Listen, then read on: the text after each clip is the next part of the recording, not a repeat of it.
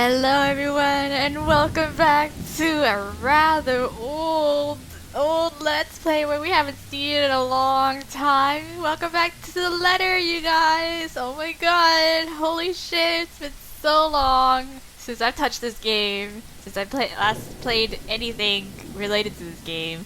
But anyways, we're back just because, like, I kind of miss it.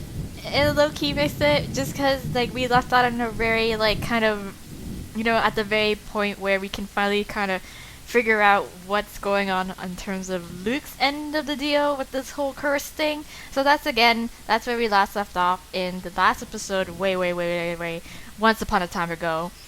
We finished off on Ashton's point of view, where we basically confessed our love to Isabella. I'm so surprised I remember everybody's name so far.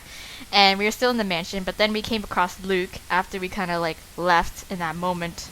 And then we met up with everybody in the kitchen. No. We thought we met up with everybody, but we didn't. We thought that it was not supposed to be in the kitchen area kind of thing, because the house was like rearranging itself, and we're like in the kitchen, but we're not supposed to be in the kitchen. But then everybody started freaking out, and then we started to run around, and all shit's going weird, and blood's everywhere kind of thing. So we managed, anyway. So the house and the ghost was fucking with us. And we managed to escape anyways from that little like distortion that was happening, and but only to run into Luke, who was holding a gun to us, and he's basically threatening us in terms of like, yes, we did trespass on his property, and how he's going to like shoot us up because we broke into his house. But we were like, hey man, there's something going on in your house, and you should know kind of thing. But of course he doesn't believe us. The situation was escalating to the point where Ashton drew his gun, and so now it's like, oh no, this tension, man, like who's gonna get shot first kind of thing. But then, hello and behold, we look upon the stairs. On the top of the stairs was, now I forget names. Now I forget the names. Let's just check into the thing, relationship. Oh no, cancel. Ooh, what's that, branching tree? Oh my gosh, relationship. Where the hell is she? Hannah, yes. Hannah. Hannah was the one who was being held hostage by the ghost. Like, we actually already clearly sees the ghost, but then that's where we left off on that cliffhanger. And then we started off on Luke's point of view, where we get a little bit of more backstory on his childhood, how he was like the bastard son of the heir to the company that he now owns, because his father had him with his mother, who was a prostitute, and he was more or less living his entire life with his mom, who had like an alcohol abuse or some situation like that, or she was always in abusive relationships with her clients or something like that, or her clients were really abusive towards him. Not too sure, but there was a lot of turmoil in that household. Mom got really sick, and that's how she passed away at an early age, and that's how Luke was left orphan.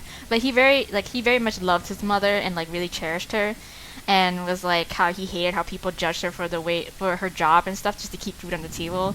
And that's where the daffodils come into play, like how he always dedicates daffodils to his mom.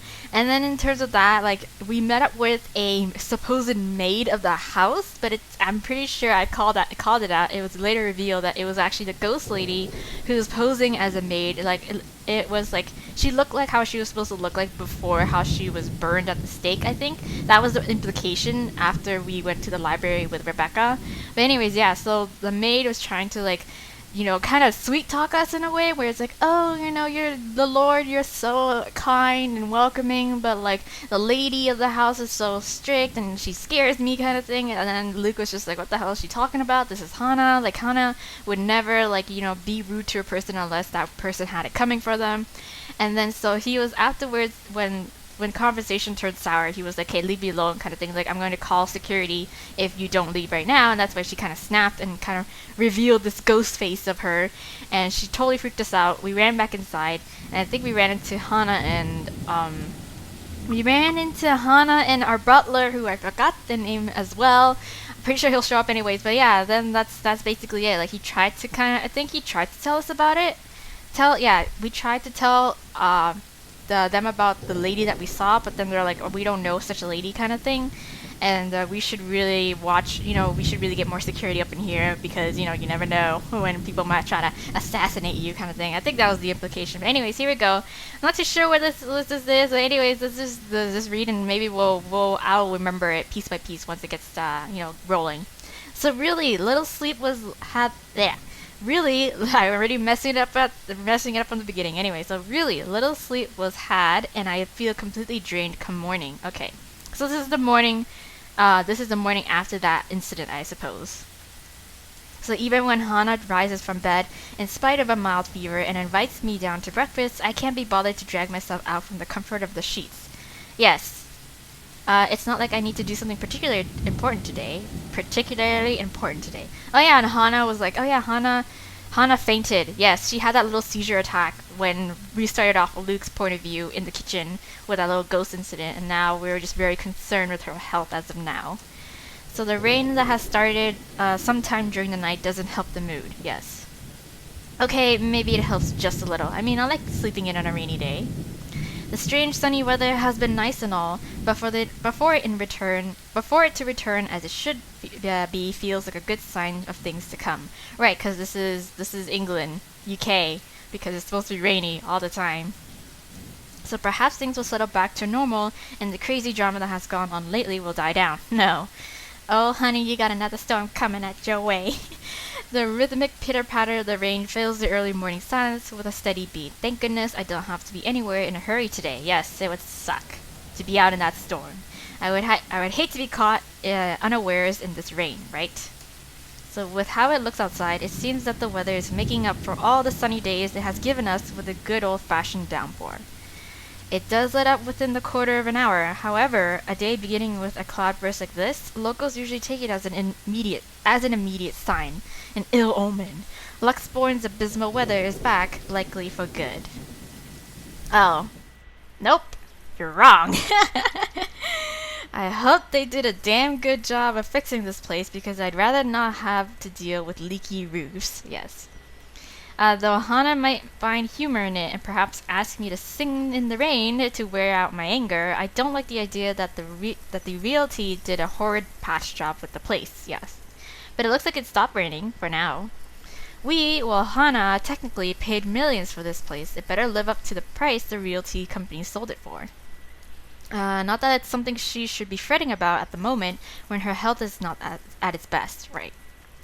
Hana is going to be brought to the hospital for a checkup today, and if anything, I prefer that she focus on getting better. That fever, no matter how slight it is, can't be good for unborn children after all. Yes, she is pregnant. Perhaps the proper rest is all she needs, but I'd rather not assume things. I'm a businessman, not a doctor. Wonder of wonders why I even bother agreeing to babysitting duty at that. Oh, are we looking after our little niece? Yes. But here I am, scheduled as today's babysitter for Suare's brat once her father drops her off on the mansion steps. Yeah. Though that is a worry for much, much later. If I wish to, I can ask that nobody bother me while I doze off in a cocoon of comforters. But as always, somebody has to be a buzzkill. Are you really going to stay in bed all day? Yes, I am, if I had my way. What do you want? It's far too early to deal with your nosiness. You must have been really rattled by what happened yesterday. If you need to talk about it, I am quite qualified in that regard. I still don't know his name because Shrokin is probably a nickname. And you aren't even the slightest bit bothered? Truly, not even the slightest bit worried? Of course not, he's a very capable man. I was worried. But I realized that it's not my life in danger, is it? Yes, that's true. My worrying will not help matters. Neither will yours. Uh-huh. So loath as I am to admit it, he is right. The whole thing might have rattled me, but there is little point in jumping at every shadow I see from the corner of my eye. Yes. I shouldn't lose my head for a threat that might not even come. I should know better by now. But I've never been this worried about a possible threat on my life before. I'll be honest here. What? If anyone is in danger, it's Hana. I can take care of myself just fine. Yes. With security tightened, I'll have at least one guard, if not 5, making sure nobody gets within 10 feet from me without my say-so. Hana, on the other hand, is pregnant and will be away for most of the day. It is a small relief that Johans will be with her. Yes, Johans is his name. Are there any updates about the woman? Being in the dark has me on edge. Information, any at all, may very well help me in calming down. I've already briefed security about her, and more from the agency will be arriving tonight. But they haven't seen anyone fitting the description. Right, because she's a ghost. So you have nothing then? Fat lot of you, So you have nothing then. Fat lot of use you guys are. What do I even pay you for? Do me a favor, there's the door. Don't let it hit you on your way out. Wow! Well, there is something. It's about McCulloch. Oh, right. Yeah, it's about her. What happened? Can anyone blame me if I show the tiniest bit of interest? She's still not done with the house, and she's a nice enough woman. Plans to go back to sleep are gone. I called her secretary about taking the day off. He hasn't heard from her over the weekend. I wonder if she... No. Wait. No, the party... The party didn't happen yet, did it? I can't remember. I don't think it did, because that's when Macaulay disappeared. Was when she was going to head to the party, stepped out for a bit, and then was led to the wine cellar, and that's when she disappeared because of the ghost. She's probably passed out after enjoying a pint or 2 or 10 in a bar somewhere. She's an adult. It was a weekend. She's allowed to disappear and not think about work. Fuck. I wish I was passed out after a night of drinking. He does know that mobiles are a thing. He does know that mobiles are a thing. That's all well and good, but she's not answering her mobile either. You should say she, not he. I got confused there. God. Mr. Parker will be filling a missing persons case with the police if she doesn't turn up today. Really? She's missing? Really? When did she disappear? I forgot. Certainly someone must know where she is. Tabs are kept without fail on people who come to work with me.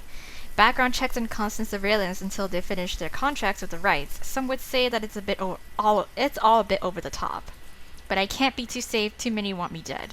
Yes. What about one of ours? Has anyone seen her? She's pretty hard to miss with how tall the woman is. The last anyone has seen of her was here, the morning of the party. Yeah. Oh, okay. So the party did happen. All right. Okay. So then naturally, yes, she would have been gone by now. She's in the cellar, in the secret dungeon, you know? Your housewarming party. Oh no, suspicions. That isn't good news, of course not. It wouldn't do for the police to hear of this, and to suspect. It's of little importance that I can easily prove my innocence. It is all a matter of principle, yes. Because even the accusation of misdemeanor should not stain my reputation, although maybe it is a bit too late to hope for a squeaky clean one. Besides, it'll be such a hassle to have police poking about the house looking for a body that doesn't exist. Nah, you don't know that, because she's in the dungeon of your house. Now, if we're done here, I'd like to go back to sleep and... Yep. I would figure she'd be here, yes. Well, there goes any plans of grabbing some shut-eye. Rolling over on my stomach, I can only scream into my pillow. Same. Of course. Ah! R. Sure.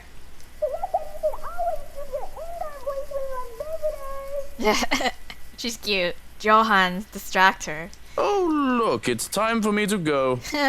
Have fun with your little play date. So long, farewell, and auf Wiedersehen. Goodbye. Oh my god, he's such a sass. No, Johannes, don't turn away from me. Keep her busy for an hour. Come on. Nah, you did tell him to leave. I have to press my face against the pillow once more to suppress a groan. You just can't get loyal help anymore. Hello there, little Fraulein.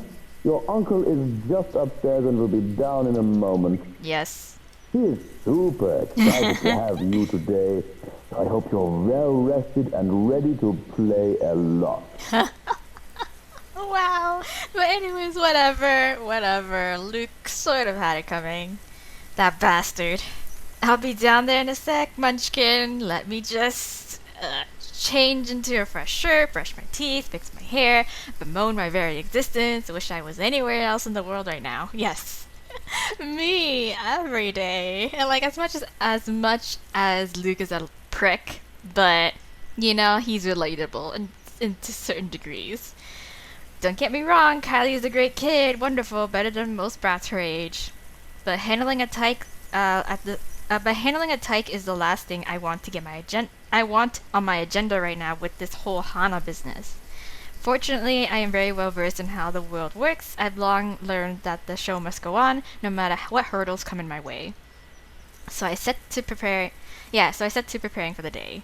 Running a comb through my hair is just divine and simply makes me feel more human.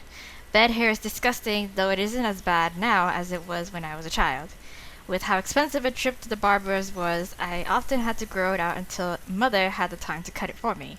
The curls and tangles were simply horrid. Why, I was even mistaken as a little girl because of that. It certainly doesn't help that I was named Lucille.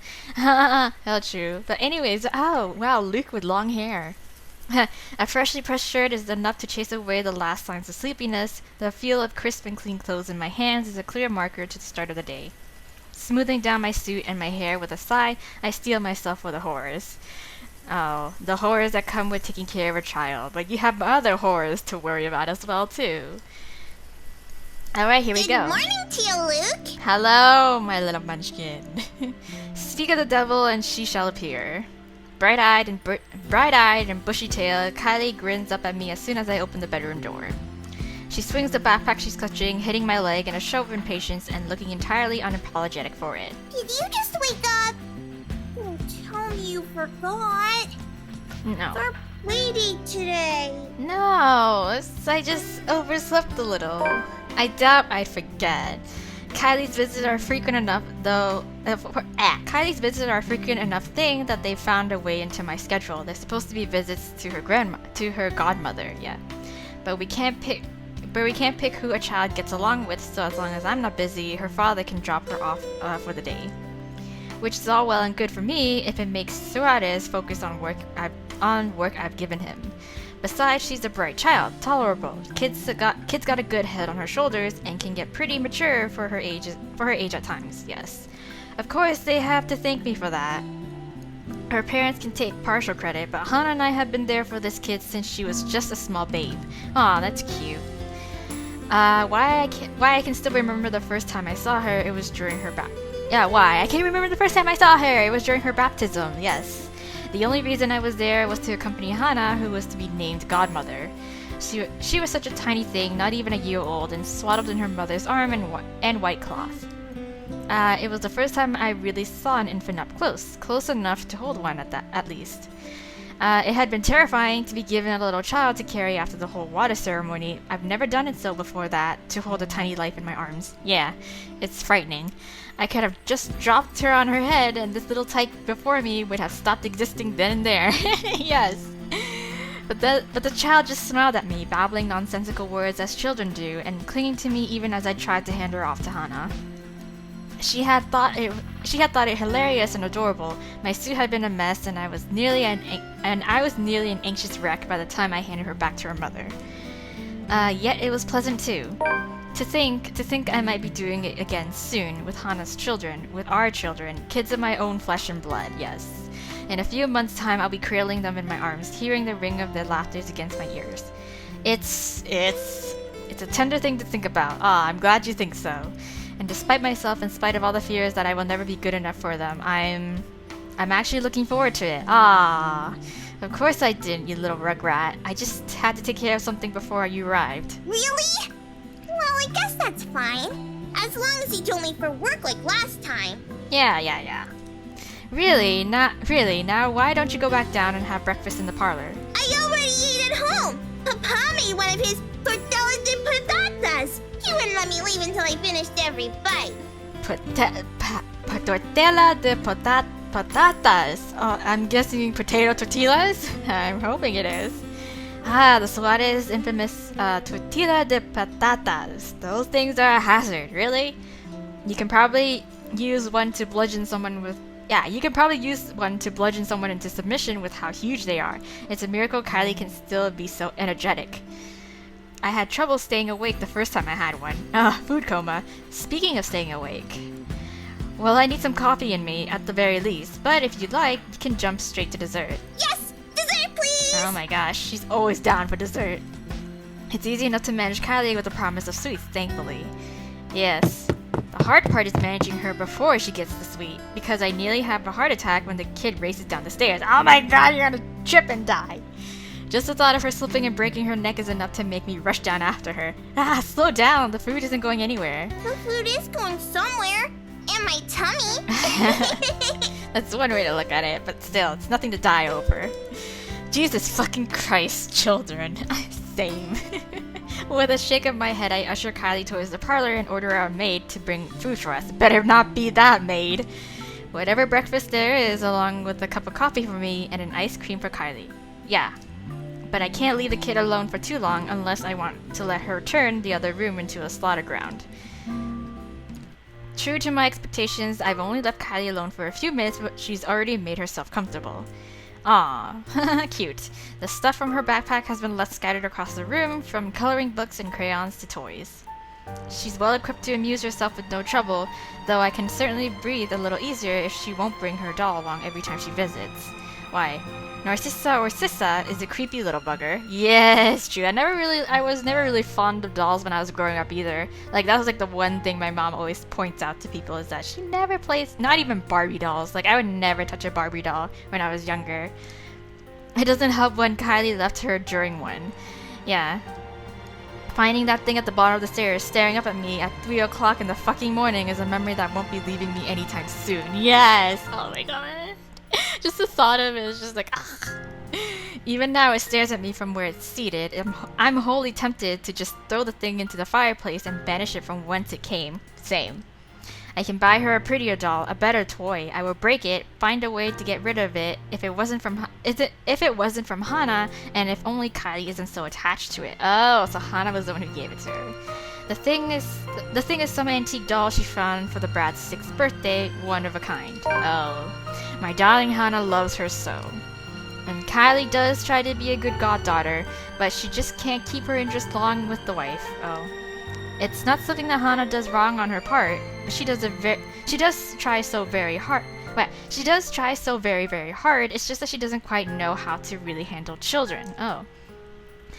She'd never been around other children when she was young, surrounded by protective adults who catered to her every whim and worried for her safety every minute. When she isn't able to keep up with Kylie, her first instinct is to be strict. Impose rules on the child, treat her as if she is made of spun glass, like every movement might break her. I, at least, have some idea from being around street kids. I know the games they played and how they think.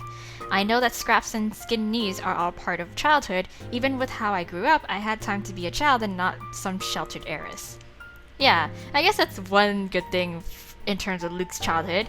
With Kylie, as behaved as she can be with her toys and her books and art, she has to use up all her energy somehow, right? To run around the playground and make a mess in the mud, or to even just fake wrestle for a short while. Let her be a child when she wants, I'll say. If it becomes too much, just bribe her with sweets or ship her back to her papa. Problem solved. Unfortunately, Hana isn't quite up for those sort of things most of the time, thinking it'll spoil the child. It turns a whole playdate awkward every time. Taking the last seat left, I pluck one of her coloring books from the table to see it filled with dinosaurs. Not exactly what I expect to see for a little girl, but it doesn't hurt anyone. Yeah, exactly. Dinosaurs are cool! If she wants to play with dolls and cars, or dolls with their cars, what do I care? She once put dolls' tutus on model cars even. Huh, that's cute. This is a new one. The last one you had was filled with horses, wasn't it? Those were ponies, Tio. They're much cuter than horses. Ponies, horses, same thing. We went to a dinosaur zoo, and it was awesome! A dinosaur zoo? You mean a dinosaur museum? Theory, Xeno. Uh-huh. Theory, dinosaurs are my favorite. Okay. I have no idea what that is, but it must be something. I'm only familiar with the T-Rex myself. Yeah! They found, fossils of its claws! They're really long! Aw, she's so excited. They think the whole theory might be a bazillion meters tall! Even bigger than a T-Rex! Aw. Sisa says it'll be big enough to eat all my classmates. Yes. She only laughs as I scrunch up my nose and grimace. Takako says you're making a really funny face! Takako? Who? Takako, a friend I made. Okay. I have to stop and look around, expecting one of the help to be there. Don't tell me Takako is her imaginary friend, but it's actually the ghost lady. Oh my god! It's like Dude, if it's Takako, then like, whoa. Okay, because if Takako is her imaginary friend, aka the ghost lady, that one time when we were Rebecca and how Kylie was crying about how Takako didn't want to eat the jelly beans that she got for her because she's crying in the bathroom. It's the same Takako, it's the same lady, it's the same ghost lady that was crying in the bathroom when we went to go check up on her. Oh my god. Oh my god. The child does have a way of befriending just about anyone as long as she puts her mind to it. Yet the two of us are completely alone. Oh my god.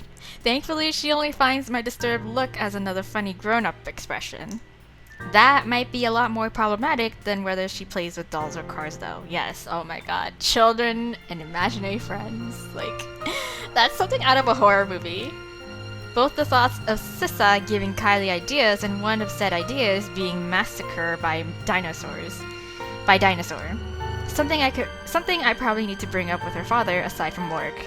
But beyond murderous dinosaurs, creepy dolls, and imaginary friends, I find no trouble with Kylie. She's as energetic and precocious as any tyke her age can be. She's an angel if she can get comfy and settled and after getting her sweets. Okay, no talk about this imaginary Takako friend anymore, okay? Oh my god, but that looks so good. Oh god.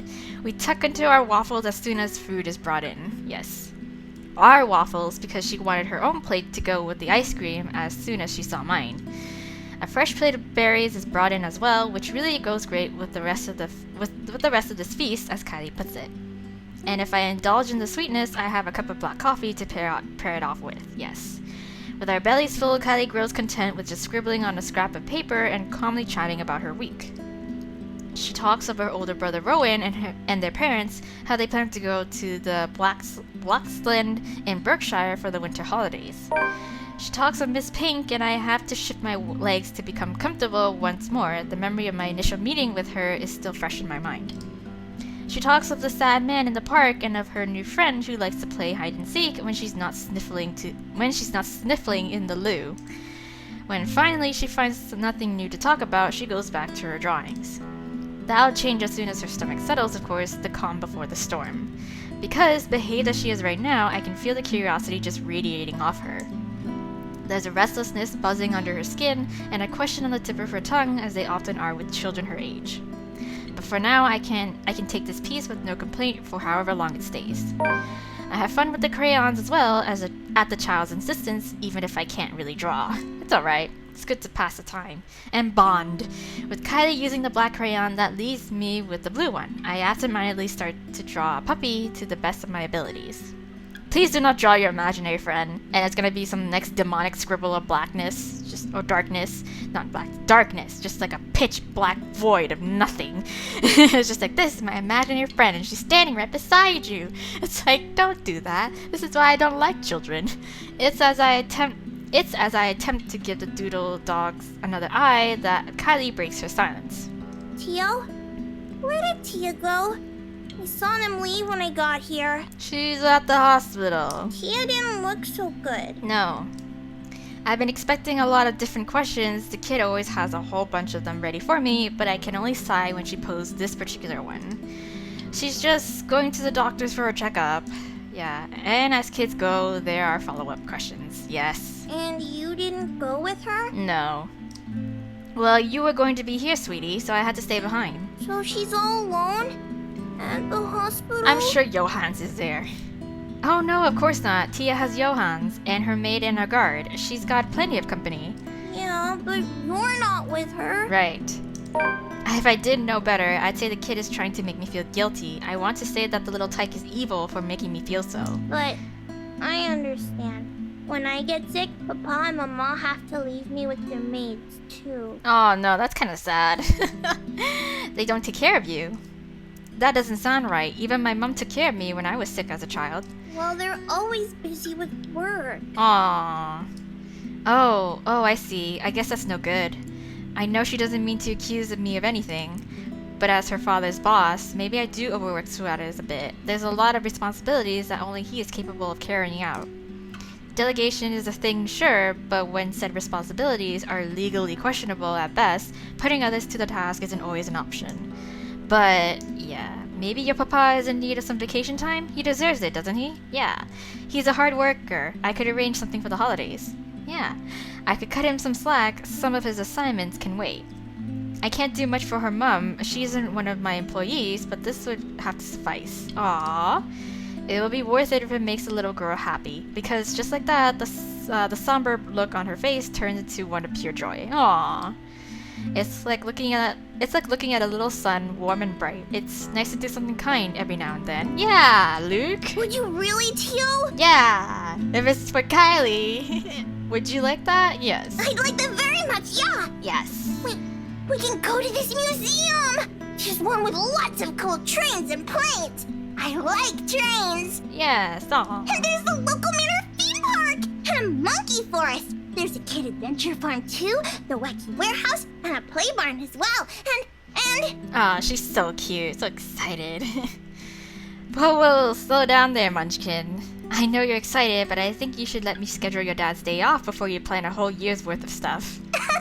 There's an embarrassed giggle, but she does reel herself in enough to calm down, which is a feat in of itself. It's obvious how giddy she is. And if she wasn't looking forward to the holidays before, like any child should, she does now. I think Tia would be really happy if you were with her. Aw. You could have told me you needed to go to the hospital with her, Teal. I won't be angry. Aw, sweetie. I'd love to be with her, but I wanted to spend time with you, Munchkin, and she told me to stay. Besides, I don't like hospitals. They always smell like alcohol. Not the good kind either. Yes.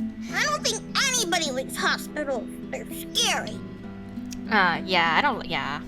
Yeah. But you said Tia is brave and strong. Mm-hmm. She is. That she is. Yeah. A content silence comes over us as we go back to scribbling. Though I stop when I'm done with my blue dog, cringing at how awful it looks. Kylie reprimands me for that because I should be like her. The little tyke goes through several sheets of paper, one drawing after another. Practicing, she says, because practice makes perfect. Not to mention there's a drawing contest coming up in class, and she just has to beat Tim from Class D, who says girls can't be superheroes. Hey, now, spot Tim. Tim's a little shit. The clay gets a turn too, where we start sculpting food and pretending we're Michelin chefs. Aw, that's fun. When we're too tired from tossing pizza and making cakes, there's no trouble in finding another activity more relaxing for the both of us. I find myself invested in reading The Picture of Dorian Gray once more. Often I lose myself in the pages of the book. Very interesting book. I've heard of it, but I never personally read it. However, it is rather difficult to do so when I'm also trying to keep an eye and an ear out for Kylie. I've been reading the same paragraph over and over again, even. Yes, me. Like, I can't, for some reason, I also can't read and listen to music at the same time. Like, I can't do that. Some people can, but I can't do that. Inexplicably, I can feel my skin crawl when the girl sits with Narcissa by the parlor's fireplace, humming, singing. Though I ignore it long enough to hear only the tail end of the song. Everything is up in flames, up in flames, up in flames. Everything is up in flames, my fair lady. Oh, can we not sing London Bridge anymore, Kylie? Can we pick like a different song to sing continuously on loop? Yes, I don't think I can spend any more time with Kylie considering how high-strung I feel. Okay, let's see. New journal entry. We haven't done this in a long time, but anyways, wow. Let's see, where are we? There we go. The doll. So with Hana away for a checkup, Luke was left alone to watch over his godchild, Kylie Suarez. However, what was supposed to be a simple babysitting turned awkward when the precocious child began spouting bizarre things, like her imaginary friend, naming Takako. So it is a good thing that Suarez came for her as soon as I'd called. Though it is earlier than the agreed upon time, he voices no complaint. The bastard even has a look of relief as soon as they left. Really? Or at least I interpret it as such from where I've stood by one of the windows, not bothering to step out and greet the man. No doubt he still doesn't trust me around his spawn. His spawn. Well, he has every right to be suspicious of me. I am a dangerous man after all. But to my charger, that leaves me with the rest of the day with nothing to do. Okay. Well, aside from picking up the mess Kylie left scattered about in the parlor. And to my immense relief, she remembered to take her doll home with her this time. Yes, I was gonna say, I was like, what if she left her doll here? And it's gonna be possessed, and it's gonna try to kill us. And no, thank God she didn't.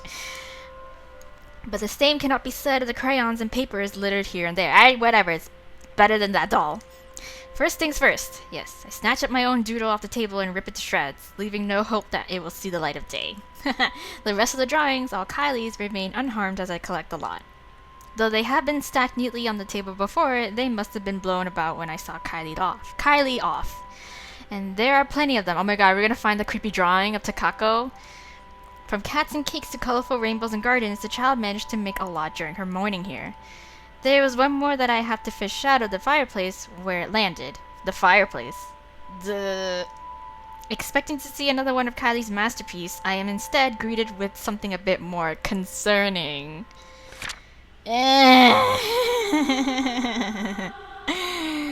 There's me and there's Kylie, the two of us side by side and smiling as our stick figure cells stand in a nondescript field. Fucking Takako. That much I can ascertain without looking at the labels below the doodle's feet. But a third figure stands next to me in the drawing. A woman with her face hidden behind a curtain of black. Takako, the writing under her supplies. I wonder if I guess that's her actual name, Takako. Takako says you're making a really funny face. Takahu? Takako, a friend I made. A friend. The hairs on the back of my neck stand on end and I feel a chill go down my spine. A breath. That isn't mine. No! That has me turning around, expecting, hoping to see someone, anyone. No, that's something you don't want to see. But nothing. Okay. And that's when I hear it. Is it crying? Oh. Laughter, sweet and merry laughter ringing from the ballroom. Thinking about it has my cheeks burning and my blood running hot. It's as if I'm being mocked. As I stomp towards the door, I have to stop myself from shouting up a storm. I expect to see some of the help dallying about, idle from their duties. Perhaps they thought they can slack off in their duties without the head butler around and with my preoccupation with Kylie. Nope. Well, they had another thing coming. No, it's nothing. No one. Yes, but again, nothing. Yes. Nothing from what I can see with a cursory glance, at the very least. I roam around looking for near impossible hiding places, and still I am all alone. Yet I can still hear the laughter, that accursed laughter, echoing about in the room, in my head. Who's there? Show yourselves and show some respect to the master of the house. Cold uneasiness settles into my stomach when no one answers. I stumble on my own 2 feet, feeling a wave of nausea come from nowhere. I have to put a hand against the wall to stay upright when the world shifts and pain explodes from behind my eyes. What? It takes every ounce of my self-control not to heave, then and there. The only thing my pride allowed me to do then is to close my eyes and attempt to alleviate some of the pain. And I'm gonna get transported, probably, when I open my eyes again. Vague, unfamiliar images, dare I say memories not mine, flash in my head, unbidden and unwelcome. Like a strong hammer struck to the head, threatening to crack my skull and split it in two. Whatever emotions they hold are muted. I'm nothing but a spectator. Still its weight feels palpable. Though it doesn't take long for the sensation to get into my head, through my eyes and my ears, it creeps and buzzes in the spaces between. One after the other, they come at me, an unending flood that threatens to sweep me away from what feels like an eternity.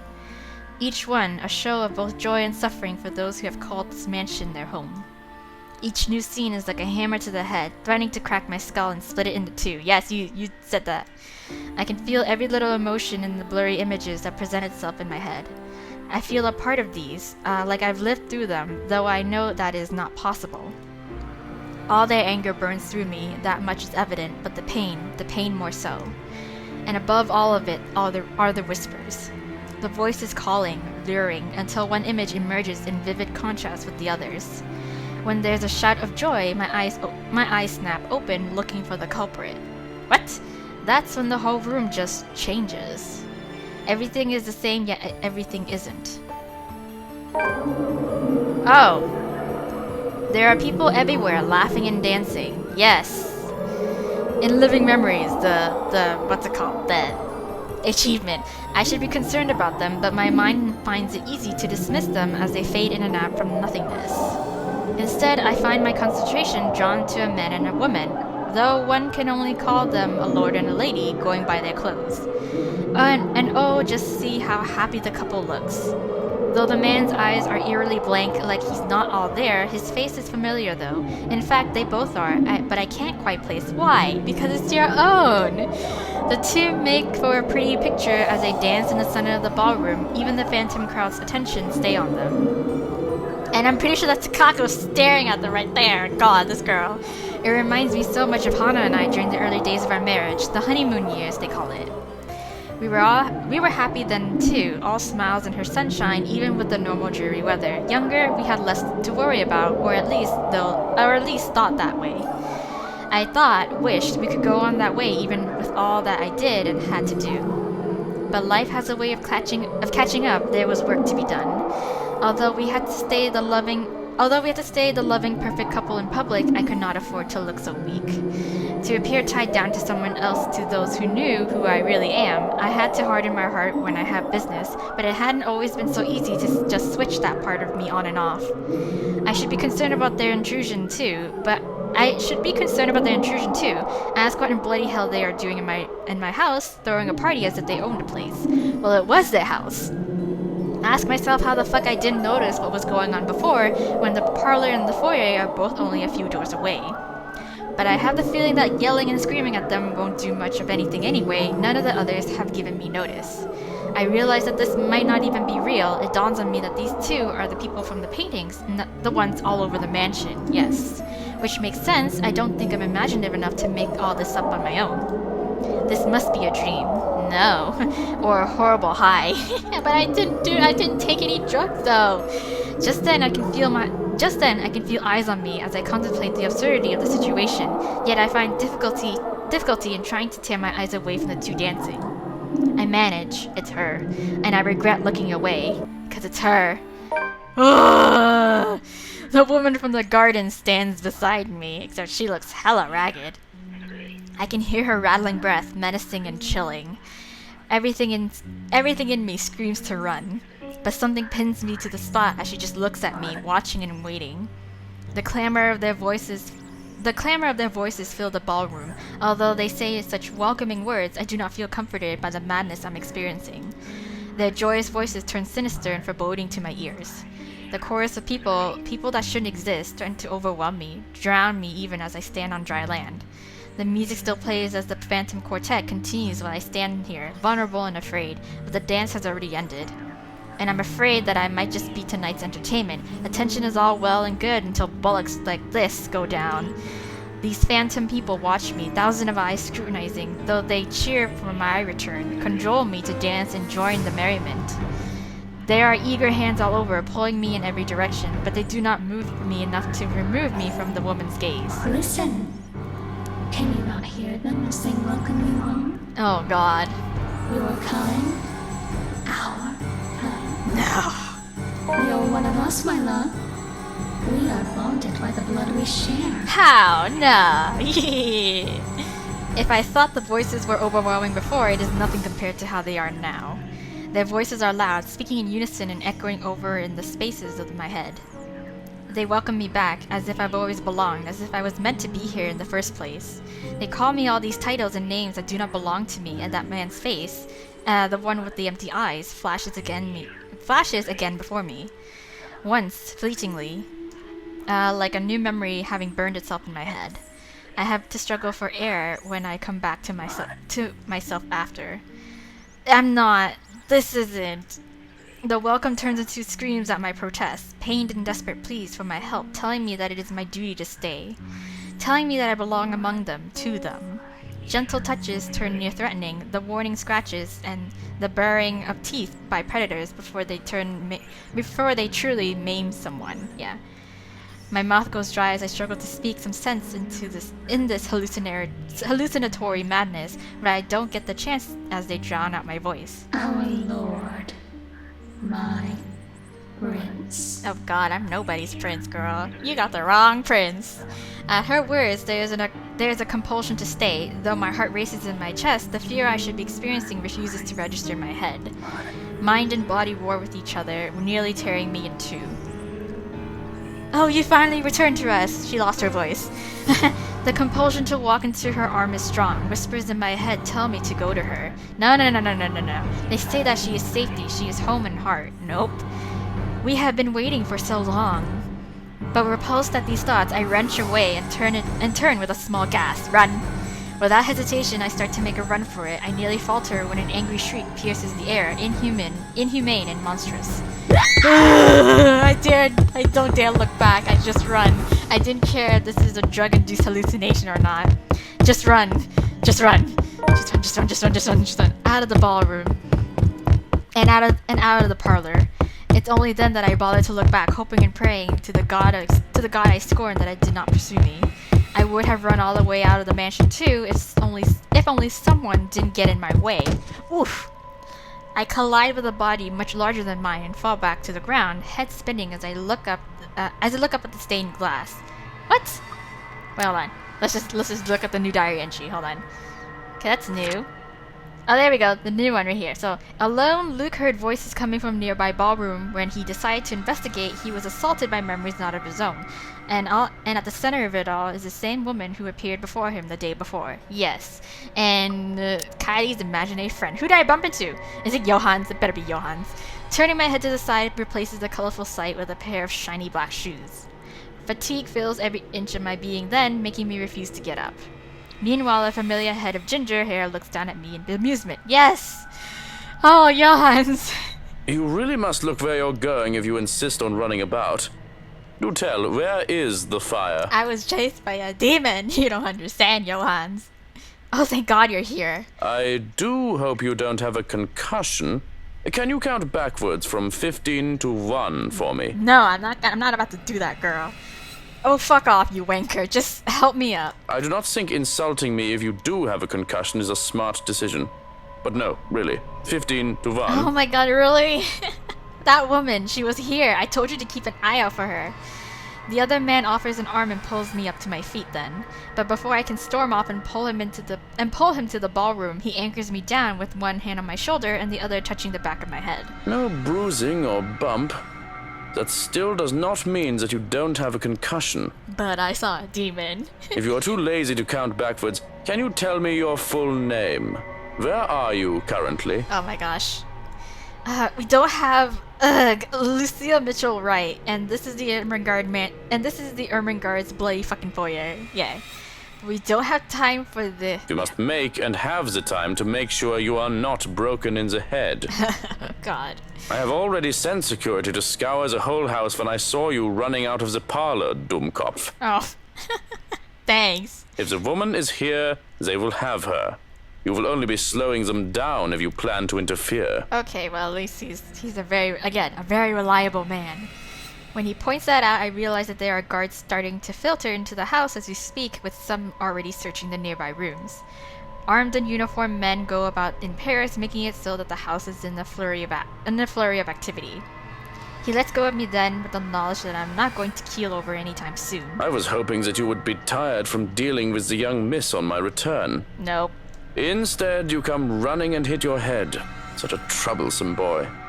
Shall I be carrying you to bed, too? No, Johans, but please. I can manage just fine on my own, though I don't see how I can sleep until that woman is caught. It'll be easier to keep you safe in your quarters. This is twice we've known the woman to break in. But yeah, because she's a ghost, that's I think why. we can safely presume that you hold her interest. Yes. He says it as a matter of fact in a tone that brook no argument, not like I'll argue if it means I'm kept safe. Yeah, okay.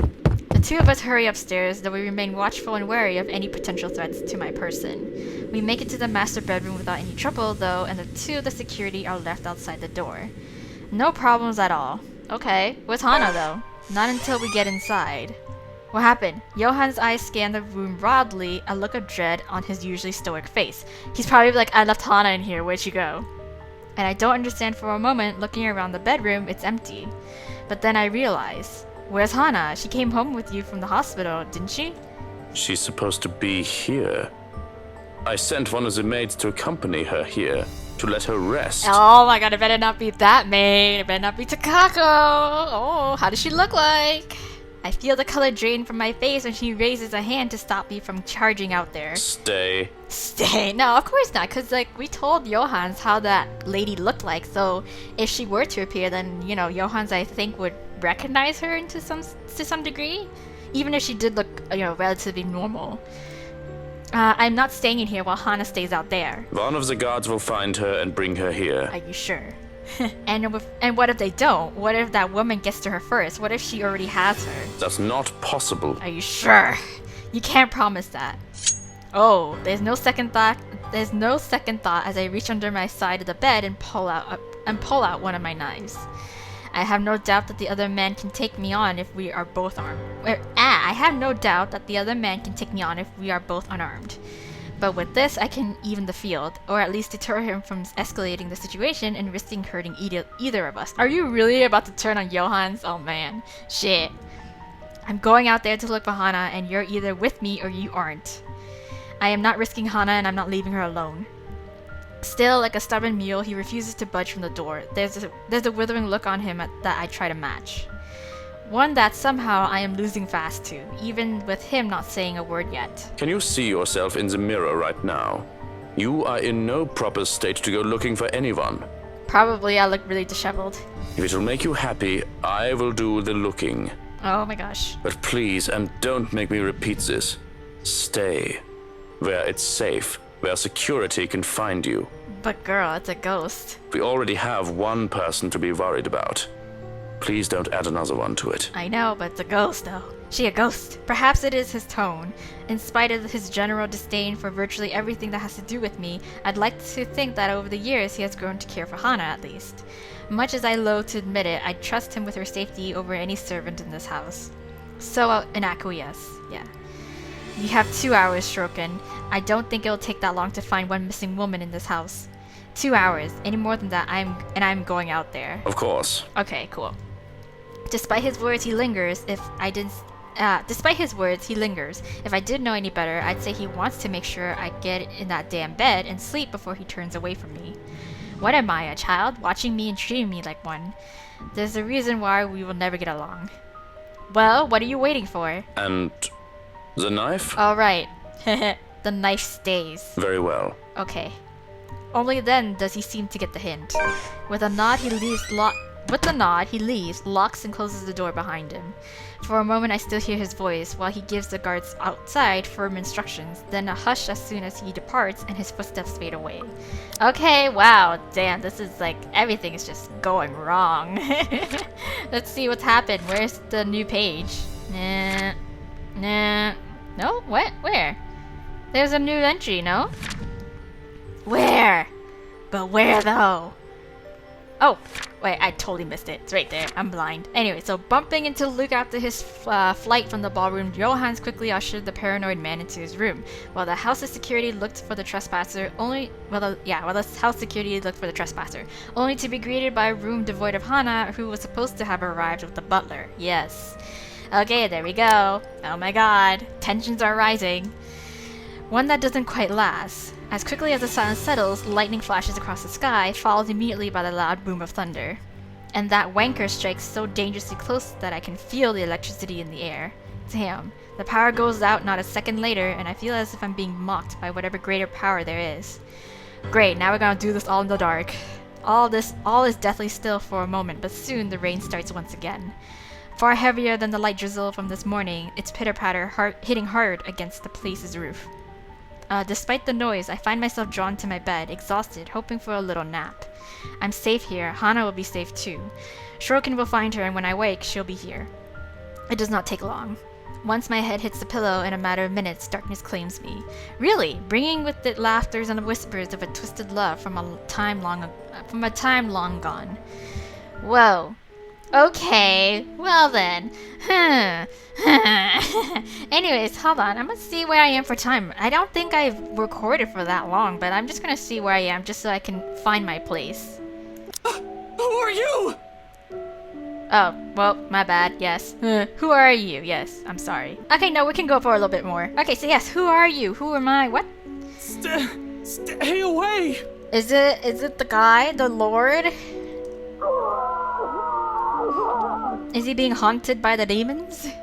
Sweet dreams, my love. It'll be over soon. Oh.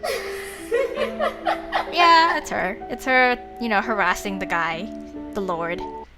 Oh, November 1st, Tuesday. Are we waking? Yet, in spite of the unfamiliar voices and unwanted touches from shadows lurking in the dark, rousing is a slow, arduous process. Difficult, every limb heavy with lead. No matter my aversion for the words they murmur in my ears, or the sight of her horrid smile from afar, my body refuses to yield. I am at their mercy. Beyond fathomable reason, my consciousness refuses to pull of the waking world, choosing to linger in the pits of a dream, gradually drawing me deeper into unknown depths. Somehow, even if it might mean I may never open my eyes, I allow them. You do not belong there, my prince. First you say I belong here, and then the next second you're saying I don't belong here. What? Then what? Where do I belong? Not that I mind getting a few extra hours, of course. The bed's more than comfortable as it is after an exhausting day yesterday. Babysitting Kylie and the stress of finding an intruder in my own home. Hello, Luke, you're supposed to be a little bit more alert than this. I think I deserve a little break every once in a while, especially after going through all that in a single day. But Hana is missing, is she not? Hello. I can only be on the receiving end of so many unacceptable things within the span of a few hours, you know? I know, yes. As gracious a host and person I am, my patience has its limits too.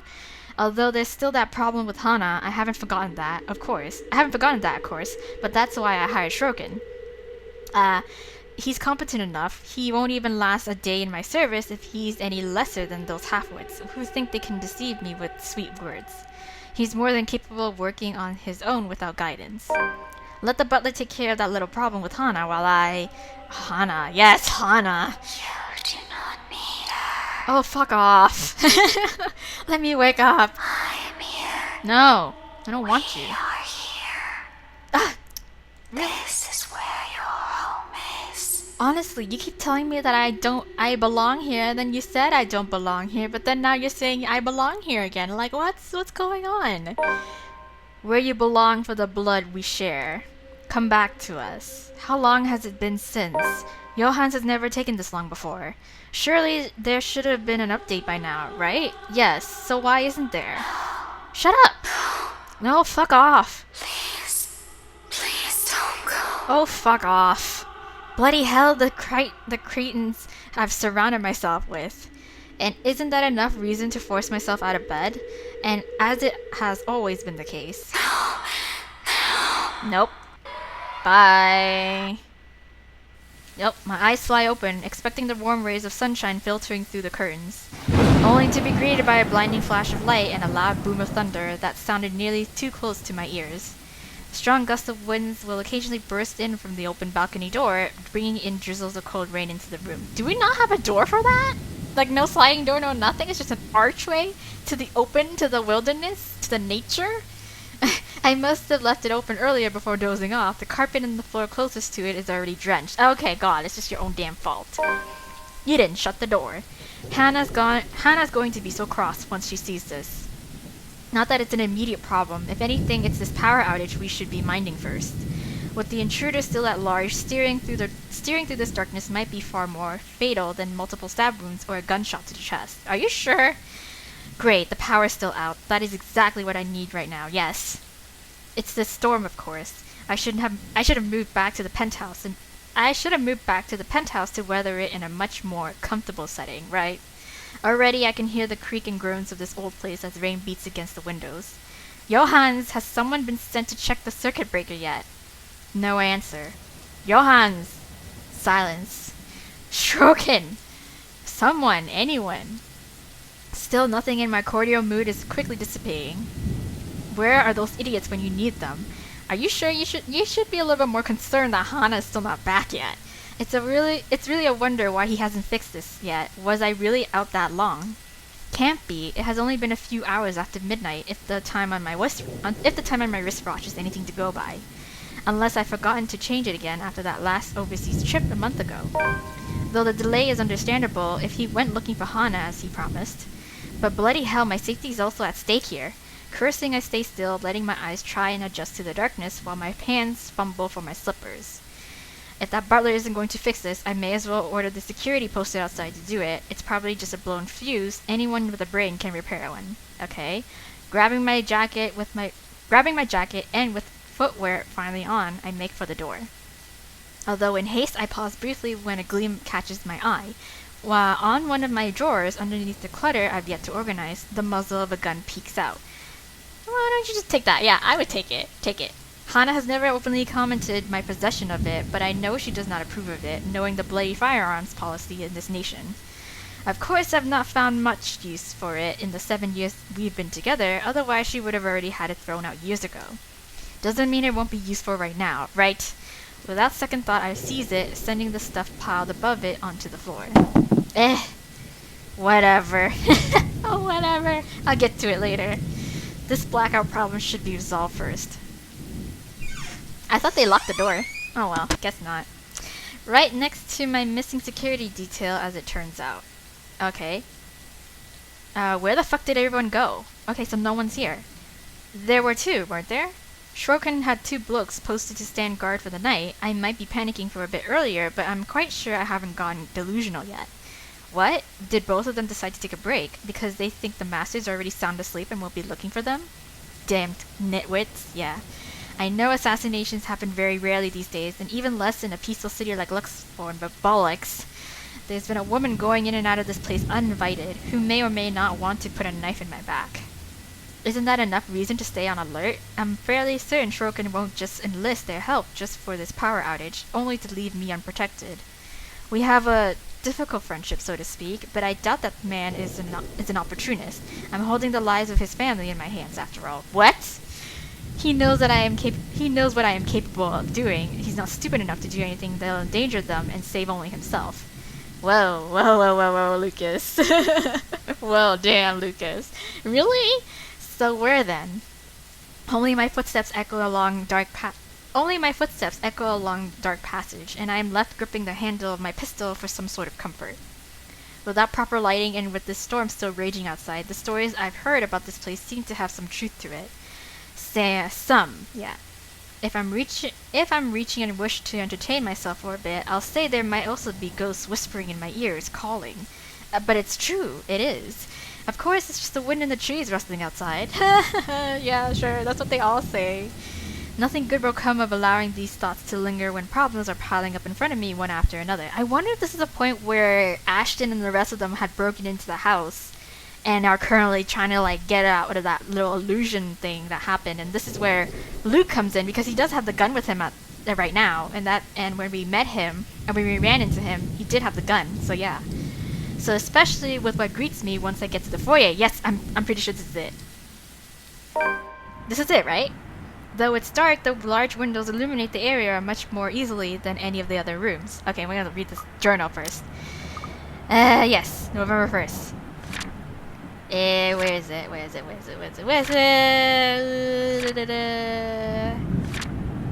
Oh, no. Back.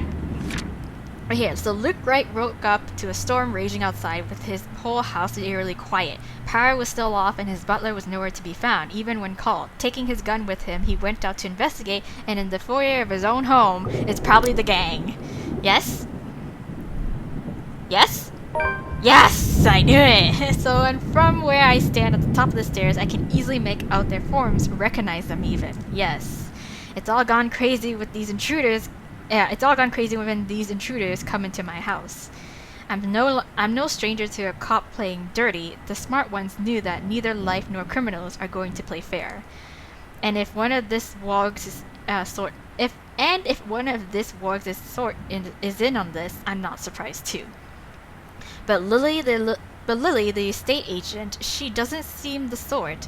But her name's not Lily. Her name is what's her? And Daisy too? What will Kylie think of her Miss Pink if the poor tyke finds out about this?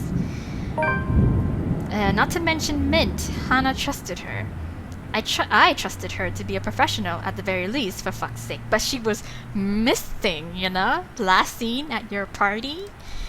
To top it all off, they all have the nerve to look surprised when I announce my presence. Well, what have we here? If I were any less sober, I'd say this is the beginning of a joke, yes. Bloody trespassers, what is wrong with these people? Did they really think I'll be fine with them walking to my home like this? What are they even doing in here? If I didn't know any better, they might also be behind Hana's disappearance. No, they're not. That's right, my love. Oh god, no. They must have a motive. Make them pay No! And it better be a good one. for all the wrong made to us. No. Shut up. Or a bullet to the head is the least what all of them Or a bullet to the head is the least all of them will deserve. No.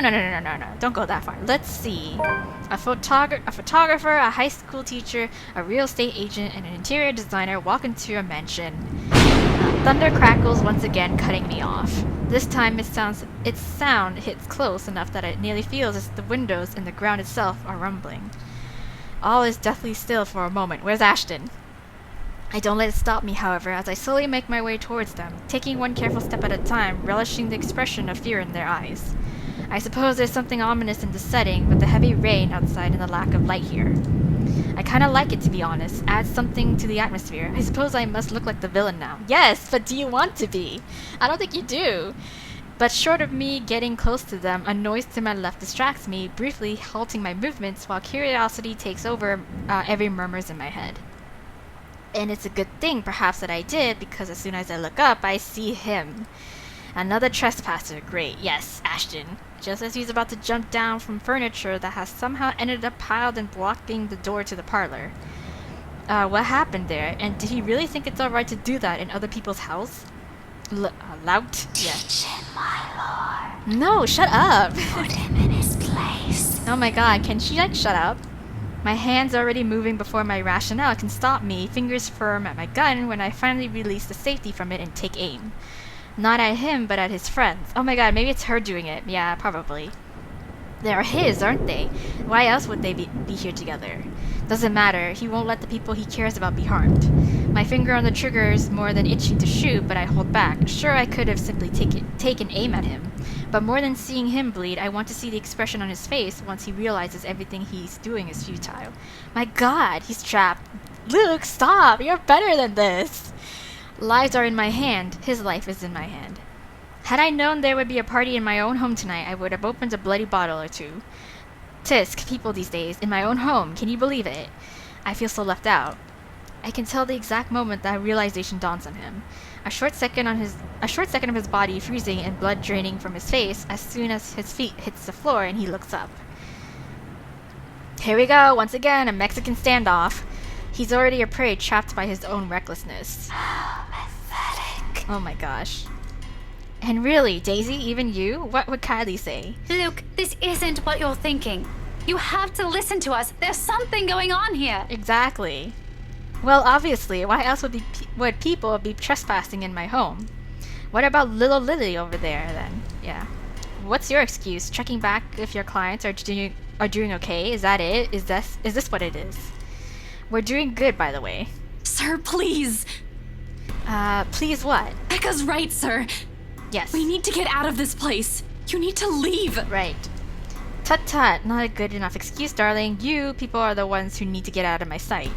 Don't worry, I might consider pressing lighter charges for the women. Can't say the same for the rest of you. But really now, I swear the people of the city needs to be taught the meaning of privacy. Even though I pronounce it as privacy with privacy. This is how you want to start the week? Why don't we just go with a bloody massacre if we want to surprise people in their homes, huh? It's just a passing remark, of course. I'm not stupid enough to do something that will bring negative attention to myself. Reputation and all that, I can't just risk it. The thought of having dead bodies here, ones that I'm not even responsible for, they're the ones who trespassed. It's already quite too much. It'll literally be overkill, especially for someone like me. Exactly, so stop. Put that gun down then. Nevertheless, joke or not, Feathers wastes no time drawing his gun at the slight wave of my own. Well, duh. Even if he knows it's already too late. God, guys. Still he glares at me. Still he fights back. Now, Feathers, manners. You're in no position to be pointing that gun at people. There's no desperation in him like I'm hoping, just an annoyance flickering shortly before being hidden underneath a challenge. The likes of him are the kind of people I hate the most. Even with their failures already glaring down at them, mocking every worthless move they make, they have the impudence to stare people in the eye. Why don't you put yours down first, and then we'll talk about manners. Yes. Oh, he talks back, the gall. You know, your kind pisses me off so much. Annoying most of the time, like a damn pest you can't be rid of. But to some degree it is commendable, yes. I'll give him that. After all, we're almost the same in that regard. Almost. I'm still the better person, of course. Yeah, yes, whatever strokes your ego, Luke. But please, put the gun down. He tells me to put the gun down, but I see no reason why I should. I'm a homeowner in defense of my own home. I have the right to, I'd like to think. Wow, it's like you're in America all of a sudden, Luke. Questionable permit of firearms aside. Oh my. Not like America. It's not like I wanted this. But I'm already high-strung and their presence does not help. Bloody peasants. I can never seem to figure out how their minds fully work. Take this one, for example. Despite the pride brimming in him, how he matches my glare with one of his own, he simply lowers his pistol after a long second, not in surrender. The tense set in his shoulders tell me as such, but the closest he can get to lowering his own ego in favor of something I can't quite place. Interesting. Yeah, 'cause I made him do that. Gotta admit, I'm almost disappointed. As you should be, my lord. Oh, come on! I don't want to fucking, like, you know, goad him on. See, now we got a ghost who's just trying to, like, make me commit murder. I've expected him to hold until one of us shoots the other. Oh, come on, no. Can't say it'll be more exciting that way. A bullet inside any part of my body isn't something I'd like to have on a bad day like today. Or any day for that matter. Exactly, so which is why we should avoid it at all costs. But it'll surely be predictable of him. And I like predictable. They're the kinds of people who are the easiest to deal with no matter the situation. Well, I guess I'm not predictable. Oops. Guess I ruined that. With them, there's no second guessing what they'll do. He shoots, I shoot, one of us dies, the other walks away, nothing complicated. Nothing requiring much brain power, just muscle memory and who's the better shooter, end of story. Yet here he is, dragging a deep breath in and setting aside the only thing protecting him. I can easily shoot him this way, be done with this whole farce of a conversation. Instead, I find myself listening. Hey, I guess we did the right thing. A concession for a person who, in another life, would have also become the person I am today had his circumstances allowed it. Damn shame. We might have gone along. Listen, right. I need you to... Yeah, but alas. You broke into my house, and somehow you expect me to listen like a good little boy? Are you a bit touched in the head feathers? I'm not the one breaking laws here. Well, you do have an unauthorized permit to carry firearms, so... Look here, fucker. If I wanted you dead, I could have done it so many times already. Yes. In fact, I can easily shoot you down right here, right now. Not a good way to go about conversation, Ashton. And you won't be able to do a damn thing, even with that gun. Come on, Ashton, don't be like that. A meeting of two prideful blokes will never go well, whichever lifetime it is. I can only laugh at his audacity, his lack of shame and fear, even facing the business end of my pistol. Yeah. You know what I'm thinking right now? If in another lifetime, we probably would have gotten along well. The best truth I can offer him, not many people, those who have slighted me in particular, live this long to see it. And he should be grateful. You're already gracious enough, allowing him to stand in your presence like this. Can you stop, please? Yes, especially when he has a lot to answer.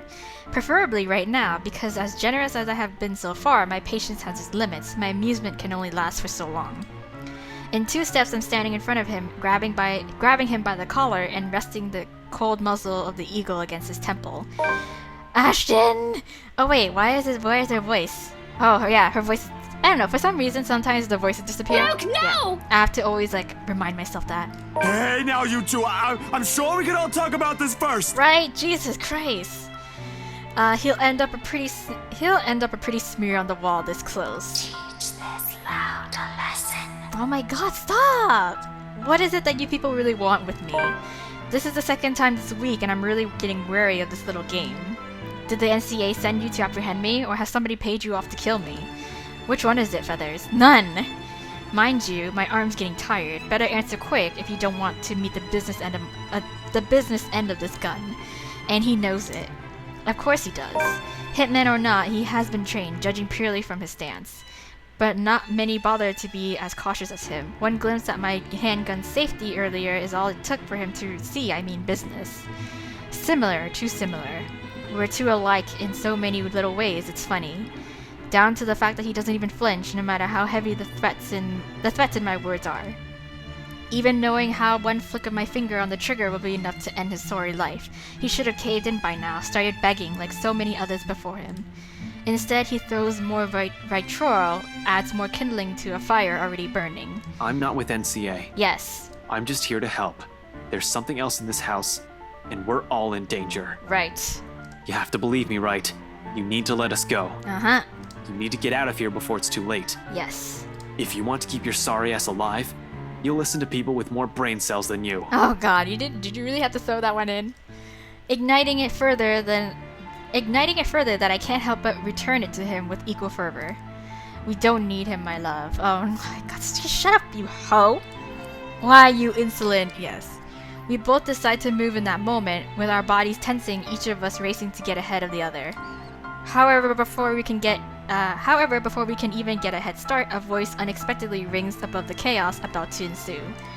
Yes. Luke, Yes. help me. Please. There she is. Oh yeah, so Johan's was what's it called? He was knocked out because of Ashton, right? That's why he's taking so long, right? Okay, it's all matching together again, you know? It's all connecting. I've always been cautious and careful, cutting off trouble's head before things can escalate if I'm able. That's why I deal with the likes of Harvey, Suarez, and Johans. For all who we are, for all the enemies that the likes of us can make, such a thing has never happened before because I do everything to make sure it doesn't happen. So to see Hana in danger, I don't quite know how to feel or what to do. Or of all the times for there to be a hostage situation, if this is even one, why now? God, good fucking God, what is going on here? Well, maybe you should have listened. Help me. Please. Please make it stop. Uh-huh. I think death would be preferable if my sense of self-preservation was shot to high hell. It would deprive me of choice and of responsibility in the matter. And I don't want to think about how fast my heart beats, so that I hardly hear anything other than my own heartbeat and her pleading. Please. They're in my head. Screaming. It hurts so much. Yeah, because she's doing it. Does nobody see the lady behind her? What do I do? What can one do against someone holding your life in their hands? With a woman that looks more monster than man. When the woman's expression turns into one of amusement and her laughter fills the air, I want to call her out on it. There's a rage simmering just beneath my skin. But my own scream dies down in my throat. All I'm able to muster is a pathetic croak. She laughs as if this is all some sick joke. Yeah. My breathing becomes a bit too shallow for my liking, and I feel like I'm on a precipice where one wrong move can lead to someone dying. Yeah, in particular, Hana. This is crazy. Yeah, no shit. All of it. Luke, help me, please. I can't. Yeah, I know. I can't either. And something in me snaps. There's a switch in my head that wants to go one way or the other. Demand Hana's release. Keep quiet. I have to. I have no idea. I feel like I should, because like, if I keep quiet, you never know. Oh my god! Oh no, because if I keep quiet, then you never know that the ghost lady might just, just take it as a form of submission and just be like, bye, Hana. But then if we try to demand for Hana's release, like, then that might just aggravate her into just throwing her down the stairs, Yeah, so like, oh shit. Oh shit. I feel like we should be proactive in this, no? Like, we're trying to. Oh my god, I'm gonna fuck this one up. But I saved it, so like, okay, here we go, you guys. If I fuck this one up, please do not be surprised, because I won't be surprised if I do. Demand Hana's release. What am I doing? Why am I even hesitating? Yes. Did I... Yes! Plus! Yes! Okay, that did good. Okay, so this is a new... Just a side note, you guys. The game got a new, like, patch update. And they had this installed, which is, like, you either... Depending on the choices that you make, of course, it would, like, either give you points or lower points with the characters involved.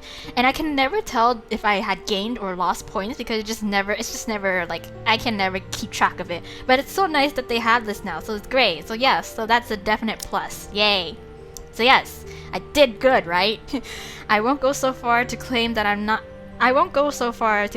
am any sort of decent human being, but this is Hana, my wife, I'm talking about here, right? What sort of husband, what sort of father would I be if I just stood by idly while she was in danger? Right. That doesn't change the fact that this is all fucking insane, of course, yes. Having all these intruders is crazy. To think about going at this thing is crazy. I can hardly classify it as a person in my eyes, right? Perhaps a maggot that needs to be crushed under my shoes, just like the rest of the story lot, but a person, hardly. But I care none of any of it. They don't matter. All that matters is that Hana and my children are in danger, yes. But cold pours over me, freezes me in place once more when I try to make demands. I have to take deep breaths, grit my teeth, and steel my fists to even find the courage to speak up. Let go of her, don't hurt her. Whatever it is you want, just don't you dare hurt her, yeah.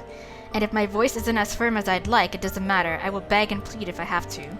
On my knees, bend my fucking proud neck, and maybe even break it just to make sure she's safe. It's not her life alone that is in danger. Our children's lives are on the line, even mine perhaps, yeah. Because I don't know what I would do if anything happened to Hana. I will plead for the woman who will be the mother of my children. The cold stillness is gone from my body and my very skin feels like it's on fire. I have to shout, scream at her when Hana continues to cry out in pain. What do you want? Money, is that it? Nope. I'll give you however much you want. Luke, please make it stop. I want it to stop. I know, Hana, I'm trying, sweetie. Hold on. Just stop whatever it is you're doing to her. Can't you see she's hurting? I cannot stand for this. Let go of her, now. I say it with such ridiculous conviction, and of course she won't listen. Why would she? She has the upper hand here. There's no reason for her to do as I ask. Yeah. But her voice is but a whisper and deathly slow, and I'm hard-pressed to hear it over the pounding of my heart in my ears. She speaks, the woman from the gardens and the servant girl from the ballrooms, from the hallucination, vision, memories, whatever they were. A hush settles over the room as we listen. Do you really wish to be with her? There are no second thoughts. More than anything, so please let her go. A life for a life. Whoa. Though her expression doesn't change, I have this most awful feeling that it wasn't the answer she was looking for. I can see how the woman's fingers tightens around Hana's throat, hear the hitch in her breath, and I fear that I made the worst decision in speaking out. I didn't think she will listen. Of course not. That's why. But it gave me points for Hana, though. I know how this is like the one thing I was afraid that might happen, is that we aggravate her. Yet she does. Oh, a hand on Hana's back sends her falling down the stairs. I move to catch her, and that sends us both sprawling at the foot of the stairs. Whoa, with my back to the ground and her on top of me, the pain doesn't even register in my head. Hey, at least we caught her, though. It's great. That's great, though. Damn, Jesus, this is so intense. There we go. So, angered, Luke demanded for Hana's release from the woman. Although the woman eventually released his wife, there was anger and contempt in her face. All of a sudden, the whole house shifted. In a blink, dark blood and gore was everywhere. Oh, we're gonna do this again? Really? All I can worry about is Hana and the baby's well-being as I pull the both of us off the ground and away from the stairs, away from her. Are you alright, Hana? Are you hurt? It takes much too long for my liking before she speaks. All she's able to do for a moment is whimper in pain, a hand to her throat. And when she does manage to speak, her voice is far too faint along with the hold she has on my arm. It's terrifying to see her like this and to think I nearly lost her. We are fine, Luke. I'm sorry. Just give me a moment. Yes, I know. Catch your breath, girl. It's alright. For a moment we forget. But, yeah, she's still there. You deserve each other. Thank you. Just hearing her voice triggers something in Hana and she starts to tear up. Her face contorts into one of pain and fear. But I grab her by the shoulders to keep her in place so that she can see me and only me, and so that I can only see her too. Look at me, Hana. Look, I'm here. You're safe. I won't let her hurt you again. You understand? Just breathe. I don't know exactly what in the bloody hell is going on, yet I can't find it in me to care, whoever these people are and whatever they're here for. These are not acceptable conditions for a pregnant woman. No shit. For all I know, this is all some dumb charade to get to me. All the times I have seen the woman before, it could have been all an act to get to me, to get under my skin. Nope. And to think they dare hurt Hana. And for all the fear that I had left, seeing her touch Hana, I can only think of her as an actress in grotesque makeup. My hand still shakes, the fear not having quite gone. But anger fills me as I look at the woman, a sneer on my face.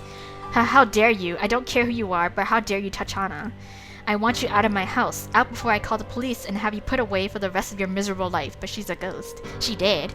And that goes for all of you. Hey now! We're just trying to help. I hold my ground, firm and strong with my declaration. But the nerve of her, she just laughs in my face. Of course, because she's like, you can't arrest me. A terrible, dreadful laugh that makes me feel as if there are ants crawling on my skin and maggots squirming in my ears. You are telling me to get out of your house. I know, she's like, this is my house. This isn't even your house. You threatened to lock me up. Can't even do that. Yes, I know, I realized the girl. I know I sound dumb, but he don't know better. She laughs, and she laughs. What's so funny? What are you laughing at? None of this is funny. But she persists, and it almost feels like her voice is in my head. Oh, no different. No different. You're all the same. Yes. You can all suffer together. Oh no. And that is when everything turns to complete and utter shite. Yeah. Oh, yes.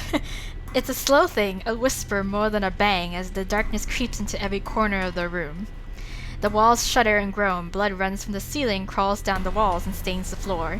It feels as if life itself is being sucked from the house slowly but surely. The beauty of the place is gone, with only the dead, decaying remains of a mansion left in its wake. I don't have to wonder if it's just the foyer that's become this nightmarish place. I can already hear it. Gone are the growling of thunder and the lashings of rain and wind against the foyer's high windows. All of it has been replaced by a more grating sound. Yay! Screaming! Yay! A cacophony of voices from nowhere and everywhere, echoing throughout the now horrid walls. Voices that neither belong to us nor the people who live here. What's going on? I don't know. All throughout the house, shouts of alarm and surprise ring out, a mirror to the horror creeping up in each of us. Who wouldn't be shocked? This is insane, right? Even Daisy, feisty woman that she is, trembles at the sight of it, clinging desperately to Lily while Steel and Feathers stand protectively in front of the two. Brave of them, I have to admit, to put themselves in front of the line like that. Though it doesn't necessarily mean they don't feel the same fear as the rest of us. Something I don't blame them for. There seems to be no end in sight to this insanity. If anything, this only feels like it's the beginning of the end. Help me! Oh my god! Please, somebody! Anybody! So are we not gonna try to leave right now? Who are you? God. Stay away! It's like The Grudge. It's very akin to The Grudge. I did say that though. Stay away! I did say that though. Yeah, because this is highly inspired by The Grudge. Stay away! Yes. Their screams fill the mansion.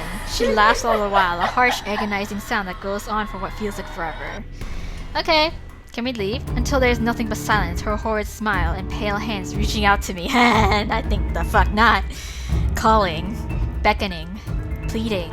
I'm terrified. I really am, like I should be, yes. But I have never been one to truly stay afraid. I've long learned that fear will not get me anywhere. Cowering in a corner doesn't keep me safe, and it will not keep me alive, not like rage does. Just get mad. I've learned to use this burning hate inside of me to survive. There is no difference now. Stay away from me. Why do you wish to leave? This is where you belong, my lord. Again, along with the mixed signals. Remember the blood we share? No, I don't. This is your home. Oh my gosh. Don't you remember? You promised to return. To stay. I didn't promise nut shit about that. Together with me. With us. With people no different from you. Nope. What is she talking about, Luke? What does she need? Like hell I know, sweetheart. Don't listen to her, she lies. I promise no such thing to anyone.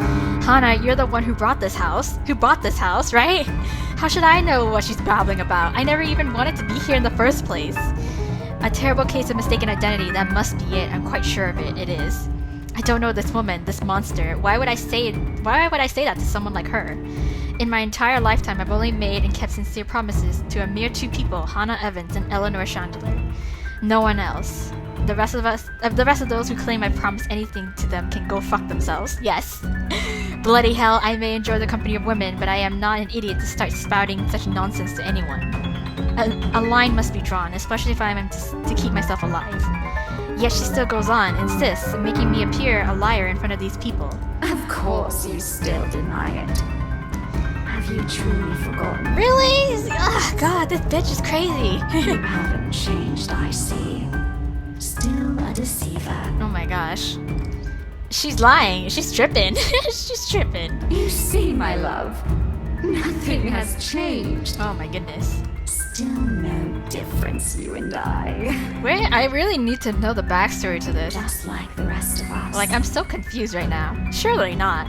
Just like every single soul in this putrid wreck. Okay. We've waited for so long. Can I leave now? You can hear them, yes? Yeah, I do. Loud and clear. Their pleas. Very strong signal. Their calls. What's their provider? Their invitation. Okay. Come, my lord. The house seeks its master. Okay, bye. She, the monster, reaches out again. Her hands a gory, abhorrent sight, along with that smile spread across her face. My body's already moving on instinct, stumbling back, one step at a time in a desperate bid to be away from her. And anything to put distance between me and this vile creature. No matter what she says, I am nothing like her. I need to get out of this house. Yeah, no shit! Out of this country, preferably. Yes! Take Hannah with me. We can start a new life out of this dreadful city, start a family. There's nothing for us here. Her parents are long gone, nothing to keep us tied to this place. Shorkin has likely been taken by this woman, and he's not what binds me to this wretched city. I only need Hannah. Wow, he's gonna leave Johan too. Wow. Wow, that's cold. We can leave. We can... Careful, Luke! What? Oh, my footsteps on something, sending me sliding on my back and flat on the floor. Beside me, a paper, familiar one, flutters down. What? Oh, it's that thing, yes. It's this thing again, from the open house, though it feels less like a gimmick and more like a threat. But with recent events? Yes. It must have fallen from one of these peasants on the commotion earlier. For a moment they appear conflicted to see it in my hands, but wisely keeps their opinion to themselves, leaving the damn thing to simply bear its grisly message for everyone in the room to see. Help me. Help me. Help me. Is this it? What they've been telling us? Why everything in my life has gone to shite because of some stupid old letter? Yes. An invitation indeed. One I am not willing to accept. Not any time. From the top of the stairs the creature moves again, drawing my attention back to her. Her gait remains slow and awkward as she walks forward, that smile never leaving her. But I won't give her the chance. I am not dying here. I certainly am not giving myself to a hideous creature like her, either. Adrenaline kicks in, and despite panic gasps and worried glances from Daisy's friends, I pay them no mind as I reach for the main door and... Without warning, it slams open, revealing not the mansion grounds like I am expecting. But what? Before my mind can even comprehend what's happening, black tendrils have already coiled tightly around my limbs, dragging every person in the foyer into the room. None of us even get to scream when darkness completely envelops us upon the doors closing. Understand where your place is now, my love. What? We get taken by a tentacle monster. You belong here. Did I fuck up? Is it so difficult to grasp? We've been waiting. Okay. And we're in this room. Anyways, guys, I feel like I should stop it here for now. Wow, I've definitely been drawn into the height of the situation and like the climactic aspects of the stories thus far. So I am going to leave it here, you guys. I'm going to continue on in the next episode. Oh my god, my goal is for this for me to actually finish off Luke's point of view, because I just don't like how I left this game in that sort of state. So I will finish off Luke's point of view and I will see where that leaves me with this game. I know for a certain fact that there are multiple endings to this, so I'm not too sure if I will be continuing with this playthrough afterwards or if I will once in a while come back to it. But of course, I know a lot of you want me to get back on Mystic Messenger, and that's one of the games I intend to get back on. But yeah, just in terms of this, you'll be seeing more of these episodes of this Let's Play until after Luke's point of view finishes. But yeah, until then, you guys, I will see you then. And I feel like the story's getting a little bit, you know, the plot thickens kind of thing, and I really want to see what would happen, and I'm pretty sure a lot of you would want to see it too. So yeah, and until then, you guys, I'll see you guys in the next episode for more of The Letter. But until then, bye! Spooky, scary skeletons and shivers down your spine. Shrieking skulls will shock your soul, seal